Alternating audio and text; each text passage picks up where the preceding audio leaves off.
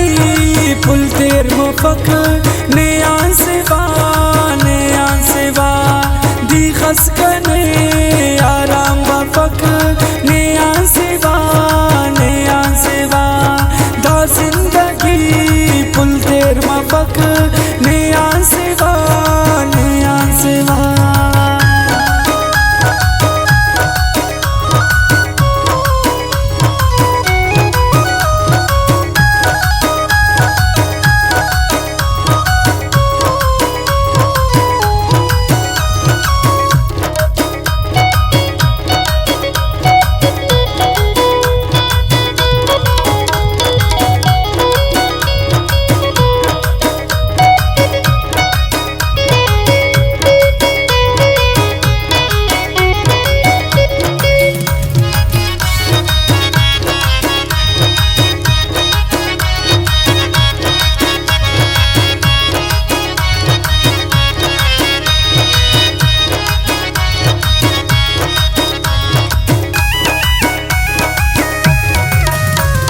लगानी उस्तूने तो कना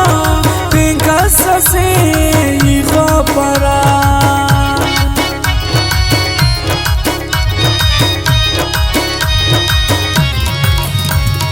लगानी उस्तूने तो कना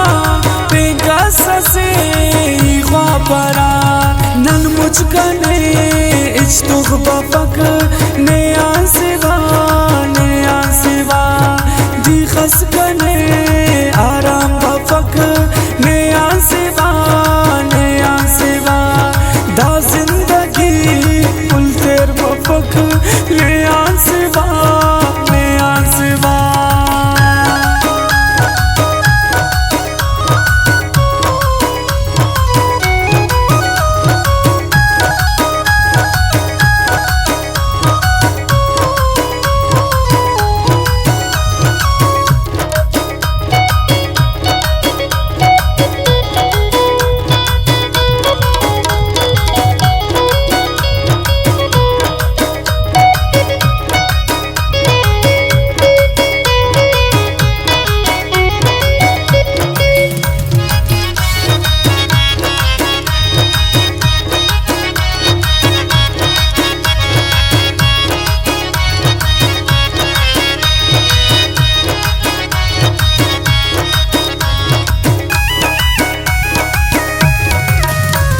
मुझाई मस आदत कना ज़ेब जाने ऐनो ही गम परा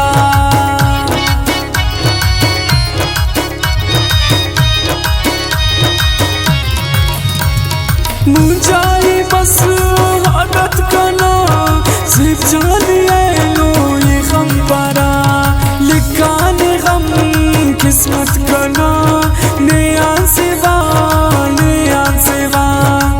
खसकने आराम बफक नयान सेवा दा जिंदगी पुल तेर बफक नयान सेवा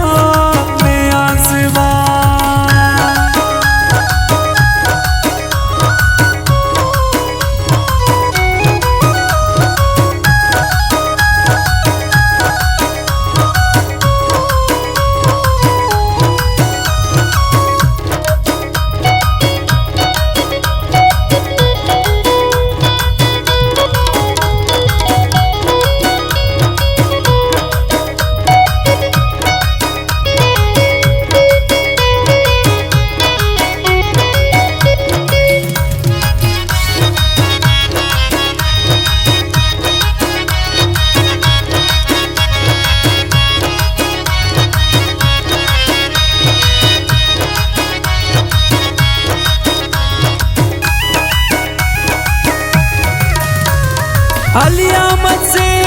मजबूरी है